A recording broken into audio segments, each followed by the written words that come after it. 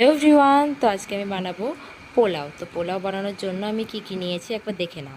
আদা, জিরে, সাদা মরিচ, দারচিনি, লবঙ্গ আর এলাচ, আর এখানে আছে কিছুটা কাজু বাদাম আর কিশমিশটা আমি আগে ভিজিয়ে নিয়েছিলাম। এবারে চালটা আমি আগে ধুয়ে নেব, তারপর মশলাগুলো বেটে নেব। এগুলো যদি বেটে দিই তাহলে একটু টেস্টটা বেশি পাওয়া যায়, তো সেই জন্য দেখো বেটে নিয়েছি আমি। তারপরে এই যে এবার চালের মধ্যে দিয়ে দিলাম, চালটা ধুয়ে নিয়েছি ভালো করে।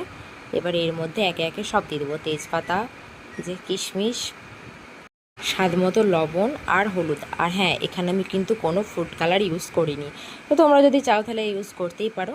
তো এই যে দেখো, খুব সুন্দর রং এসেছিলো আমার, তোমরা দেখতেই পাবে। তো আমি ভালো করে ম্যারিনেট করে নিচ্ছি। এরপর কড়াইয়ে তেল দিয়ে দিচ্ছি, কড়াইটা আগে থেকে তাতিয়ে নিয়েছিলাম। তো এর মধ্যে এবার ম্যারিনেট করা চালগুলোকে আমি আস্তে আস্তে ছেড়ে দিলাম। এই যে দেওয়া হয়ে গেছে। এরপর আমি এই যেইটাতে মেপে আমি চাল দিয়েছিলাম ওটাতে মেপেই আমি জল দেব। পুরোপুরি জলটা দিয়ে ঢাকা দিয়ে দেব 10 মিনিটের জন্য। এরপর হালকা সেদ্ধ হয়ে যাওয়ার পর আমি হালকা চিনি অ্যাড করেছিলাম এটাতে একটু মিষ্টি মিষ্টি আনার জন্য। এর মধ্যেও যদি তোমাদের মনে হয় একটু জল লাগবে তো দিতে পারো। আর হ্যাঁ, এই সহজ রেসিপিটা তোমরা